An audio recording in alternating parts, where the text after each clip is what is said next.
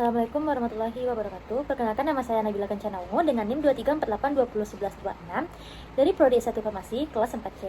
Baiklah, di sini saya akan mempresentasikan tugas teknologi bahan alam dengan materi yang pertama yaitu pemilihan bahan alam, yang kedua yaitu penyiapan bahan alam, yang ketiga ekstraksi bahan alam. Baiklah, saya akan menjelaskan di sini yang pertama yaitu pemilihan bahan alam yang bertujuan untuk mendapatkan bahan baku yang paling baik dilihat dari segi penampilan, kandungan gizinya, serta kemampuannya untuk dikonsumsi. Adapun kriteria pemilihan bahan alam. Yang pertama, identifikasi spesies dan varietas yang tepat. Kandungan senyawa target dapat bervariasi dan antar spesies dan varietas. Yang kedua yaitu perhatikan asal bahan bakunya. Yang ketiga, pilih bahan baku yang segar, bebas dari kerusakan penyakit, hama dan kontaminan. Yang keempat, tentukan bagian tanaman yang mengandung konsentrasi senyawa target tertinggi. Contohnya akar, daun, batang, buah, dan biji. Adapun hal-hal yang mempengaruhi kandungan bahan alam. Yang pertama, musim panen dan lokasi tumbuhnya. Yang kedua, jumlah cahaya matahari yang diterima tanaman. Yang ketiga, cara petani memanen dan menyimpan bahan setelah dipanen. Materi selanjutnya yaitu penyiapan bahan. Di sini kita akan melewati 9 langkah untuk penyiapan bahan. Yang pertama yaitu ada sortasi basah. Dilakukan untuk memisahkan kotoran dan benda asing dari bahan simplisia. Pembersihan simplisia dari tanah dapat mengurangi jumlah kontaminasi mikroba. Setelah sortasi basah, kita akan melakukan langkah pencucian. Setelah pemisahan, bahan dicuci menggunakan air bersih yang mengalir. Jika bahan mengandung senyawa yang mudah larut dalam air, maka dilakukan secepat mungkin untuk menghindari kehilangan zat aktif. Setelah pencucian, kita akan melakukan langkah yaitu perajangan. Bahan-bahan dipotong agar ukurannya lebih kecil, bertujuan agar supaya proses pengeringan, pengemasan, dan penggilingan jadi lebih mudah dan efisien. Setelah itu, kita akan melakukan langkah yaitu pengeringan. Pengeringan bisa dilakukan dengan berbagai metode seperti dijemur di bawah sinar matahari, dikeringkan dengan angin, menggunakan oven, microwave, atau teknik freeze dryer. Setelah pengeringan, kita akan melakukan pengecilan ukuran dengan menggunakan pisau, gunting, alat penggiling, atau blender. Setelah pengecilan ukuran, kita akan melakukan sortasi kering, di mana dilakukan setelah simplisia kering dan gunanya untuk membuang kotoran atau material yang tidak diinginkan.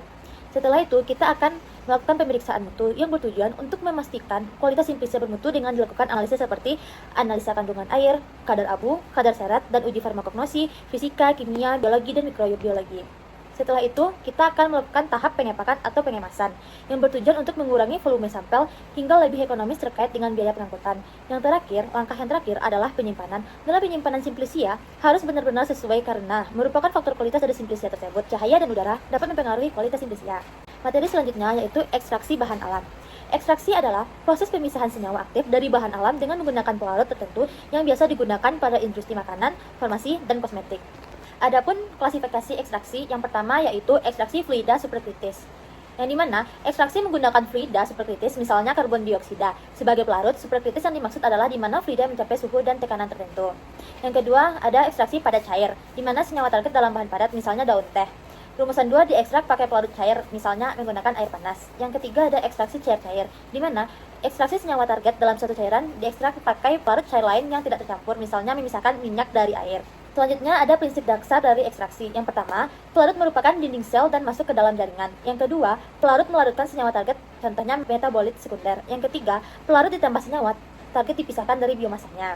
Adapun metode ekstraksi, yang pertama yaitu ada maserasi, di mana metode ini ekstraksi dengan cara mengambil zat aktif dari tumbuhan dengan merendamnya dalam cairan pelarut. Yang kedua ada perkolasi, di mana metode ini menggunakan ekstraksi dengan cara mengalirkan pelarut secara perlahan melalui bahan yang akan diekstrak. Yang ketiga ada reflux. Metode ini menggunakan pemanasan cairan di mana uap yang dihasilkan diinginkan dan dikembalikan ke dalam cairan.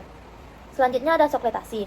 Metode ini ekstrak pada cair yang menggunakan pelarut yang sama berulang kali untuk mengekstrak senyawa dari suatu bahan padat. Selanjutnya ada ultrasonika.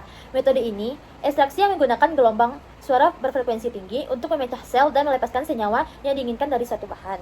Dan selanjutnya ada microwave. Metode ini ekstraksi yang menggunakan gelombang mikro untuk memanaskan bahan dan melepaskan senyawa yang diinginkan. Yang terakhir ada tekanan. Metode ekstrak yang menggunakan tekanan tinggi untuk meningkatkan efisiensi pelarutan dan mempercepat proses ekstraksi. Adapun di sini faktor pemilihan pelarut ekstraksi yaitu berdasarkan polaritas senyawa target. Pertimbangannya ada keamanan, titik-titik, dan harga. Contohnya air, etanol, metanol, etil asetat.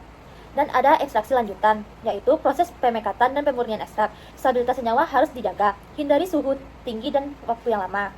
Yang terakhir ada evaporasi, yaitu proses penghilangan pelarut dari ekstrak.